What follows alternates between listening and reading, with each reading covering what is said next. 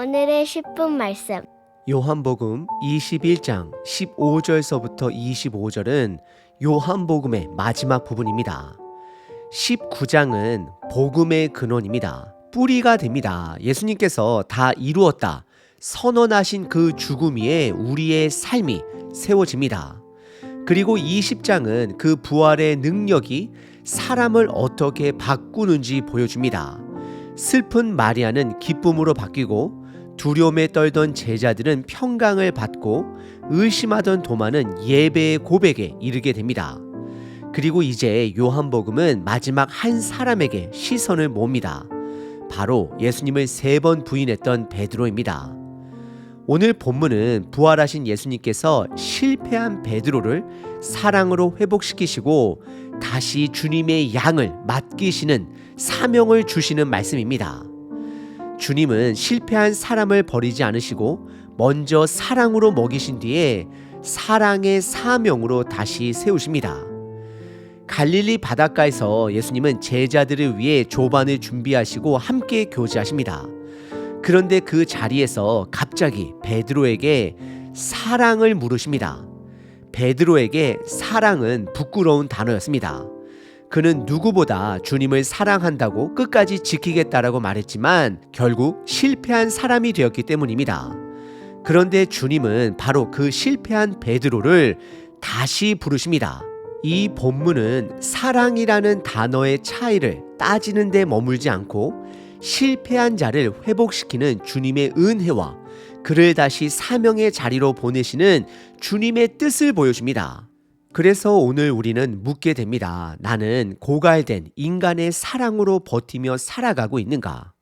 아니면 예수님의 사랑을 먼저 받은 사람으로서 그 사랑을 순종으로, 삶으로, 사명으로 흘려보내며 살아가고 있는가?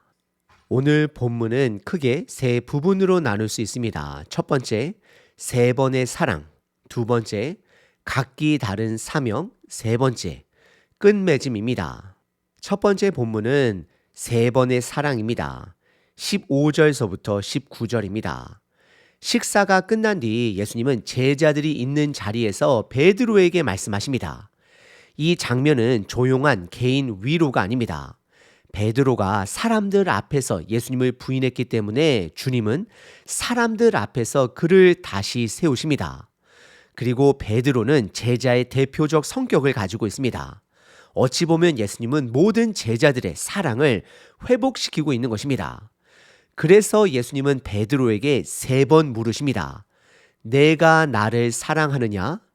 그리고 처음 질문에서는 이 사람들보다 라는 말까지 붙이십니다. 베드로가 과거에는 이전에는 다른 제자들보다 더 자신 있게 말하던 사람이었기 때문입니다.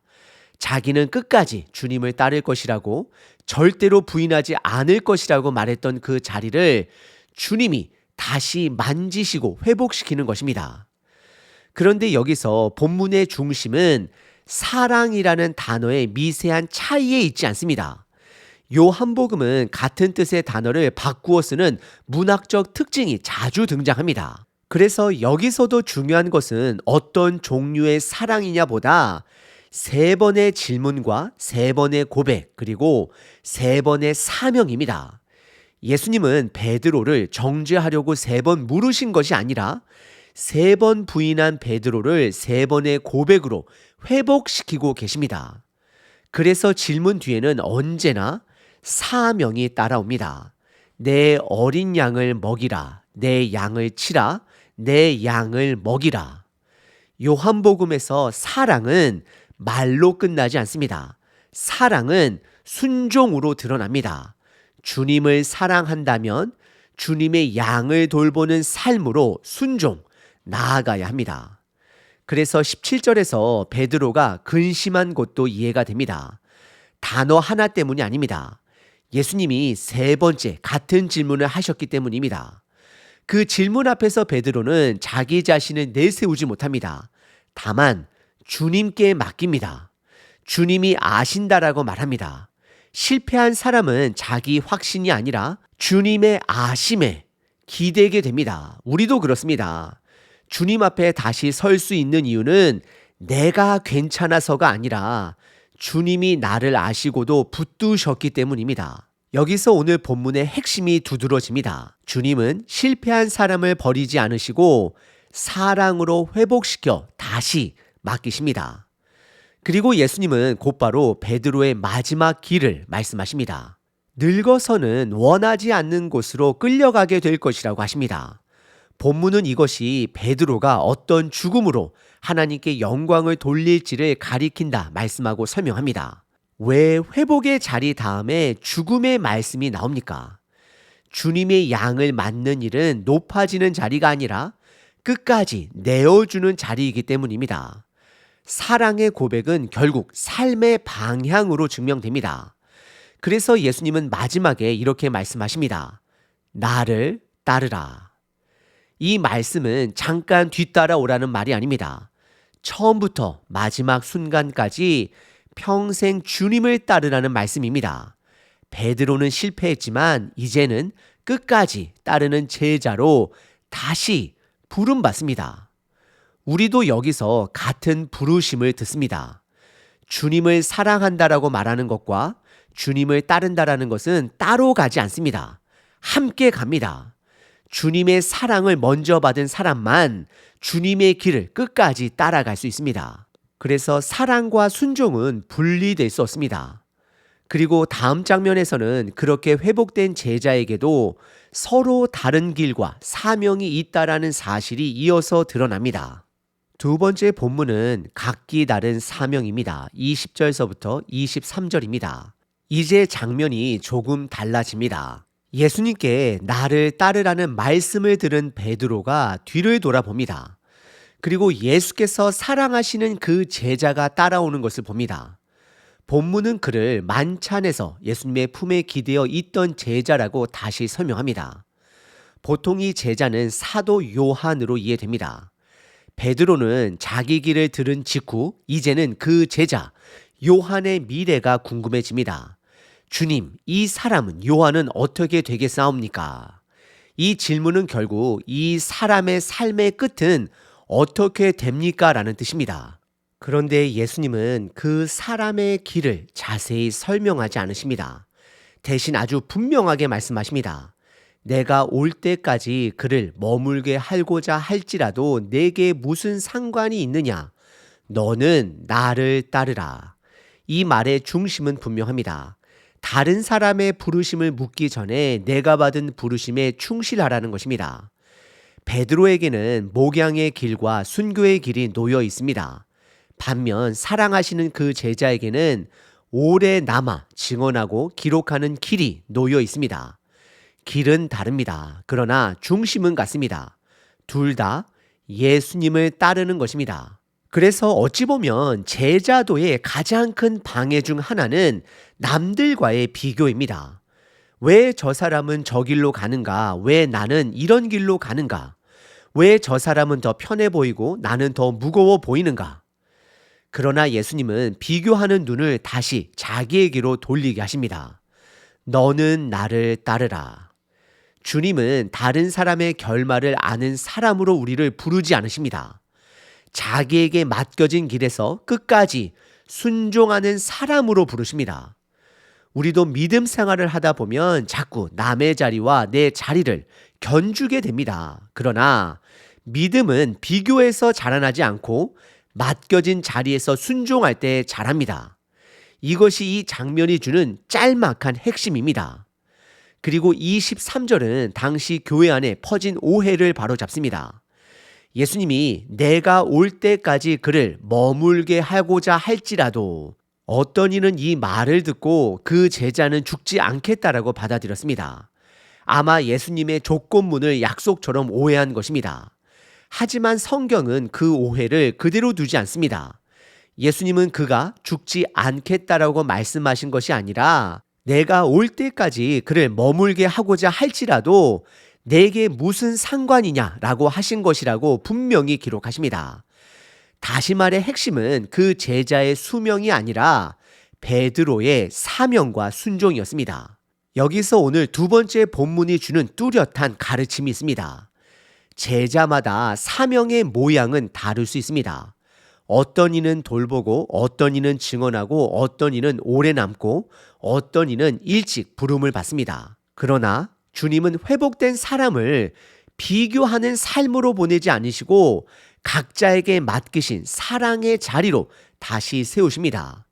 그리고 마지막 장면에서는 이 모든 이야기를 기록한 증언의 무게가 우리 앞에 놓이게 됩니다.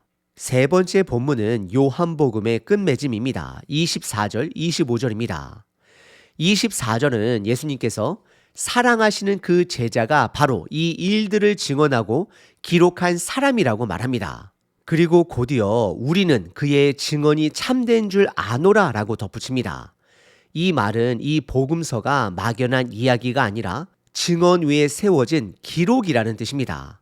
어떤 학자들은 여기에 우리를 이 증언과 함께 확인하는 공동체의 목소리로 보고 또 어떤 학자들은 저자 자신의 확언으로 봅니다. 중요한 것은 같습니다. 이 복음서는 믿어도 되는 참된 증언이라는 것입니다. 그래서 여기서 베드로의 이야기나 요한의 이야기가 남는 것이 아니라 예수님에 대한 참된 증언만이 남습니다. 또 한 가지 놓치지 말아야 할 것이 있습니다. 이 복음서는 다 기록한 책이 아니라 꼭 기록해야 할 것들을 기록한 책입니다. 25절은 예수께서 하신 일 이외에도 많다라고 말합니다. 만일 낱낱이 기록된다면 이 세상에라도 그 책을 두기에 부족할 것이라고 합니다. 이것은 단지 문장을 크게 부풀려 쓴 것이 아닙니다. 요한복음 20장 30절과 31절과 연결해서 보면 요한은 예수님의 모든 일을 다 적으려 한 것이 아니라 우리에게 반드시 알아야 할 말씀을 전하려고 애썼습니다. 성령 하나님께서 이 저자를 감동시키시고 인스파이어 시키시고 예수님을 믿고 생명을 얻게 하는데 필요한 것을 엄선하여 드러내신 것입니다. 그러니 적게 기록한 것이 부족한 것이 아니라 필요한 것이 정확하게 기록된 것입니다. 그래서 요한복음의 마지막은 결국 예수님의 위대함으로 끝납니다. 마지막 장은 베드로 이야기로 끝나는 것 같고 또 요한의 이야기로 끝나는 것처럼 보입니다. 하지만 마지막 시선은 다시 예수님께로 갑니다. 기록된 것은 일부일 뿐입니다. 그러나 그 일부만으로도 예수님이 얼마나 크신 분인지가 드러납니다. 요한복음은 마지막 한 줄까지 사람을 높이지 않고 예수님만을 높입니다. 실패한 베드로도 오래 남아 증언한 요한도 결국 자기 이야기를 남기지 않고 예수님을 남깁니다. 우리도 여기서 같은 자리로 부름을 받습니다. 우리의 신앙은 내 이야기를 크게 만드는 것이 아니라 예수님을 크게 드러내는 것입니다. 결국 우리를 다시 세우고 끝까지 붙드시는 힘은 우리의 열심이 아니라 세상도 다 담을 수 없을 만큼 크신 예수님 자신에게 있습니다. 오늘 본문은 이렇게 흘러갔습니다. 예수님은 실패한 베드로를 다시 부르시고 사랑을 물으시고 맡기시고 끝까지 따르라고 하셨습니다. 그리고 요한복음은 마지막에 사람의 이야기가 아니라 예수님의 크심으로 끝이 납니다. 그래서 오늘 우리가 붙들어야 할 것은 분명합니다. 주님은 실패한 사람을 버리지 않으십니다. 복음은 실패한 제자를 다시 세우시는 예수님의 사랑입니다. 다시 말씀드립니다. 복음은 실패한 저와 여러분들을 세우시는 예수님의 사랑의 능력입니다. 그러니 오늘 우리는 먼저 돌이켜야 합니다. 우리는 내 죄보다 내 체면을 더 붙들 때가 많고 주님을 따르기보다 다른 사람들과 비교할 때가 많습니다. 또 예수님께 받은 사랑 없이 내 힘으로 사랑하려고 하다가 쉽게 지치고 메마릅니다. 그것이 우리의 한계입니다. 하지만 복음은 여기서 끝나지 않습니다. 예수님은 베드로를 버리지 않으셨고 우리도 버리지 않으십니다. 십자가와 부활로 우리를 구원하신 주님은 지금도 실패한 자를 다시 부르시고 다시 먹이시고 다시 맡기십니다. 그래서 우리의 소망은 내 열심이 아니라 예수님께 있습니다. 생명은 내 안에서 나오는 것이 아니라 주님에게서 옵니다. 이제 우리의 시선도 바뀌어야 합니다. 다른 사람의 길을 자꾸 보지 말고 내가 오늘 주님 앞에서 어떻게 순종할지를 보아야 합니다. 많이 아는 사람이 되는 것보다 주님을 사랑하여 한 걸음 순종하는 사람이 되는 것이 더 중요합니다. 그러면 오늘 말씀 앞에서 우리 각자는 이렇게 물어야 합니다. 나는 지금 무엇을 회개해야 합니까? 나는 정말 예수님의 사랑을 먼저 받고 살아가고 있습니까? 그리고 나는 오늘 주님이 맡기신 자리에서 어떤 마음으로 다시 주님을 따르시겠습니까? 항상 기뻐하라. 쉬지 말고 기도하라. 범사에 감사하라.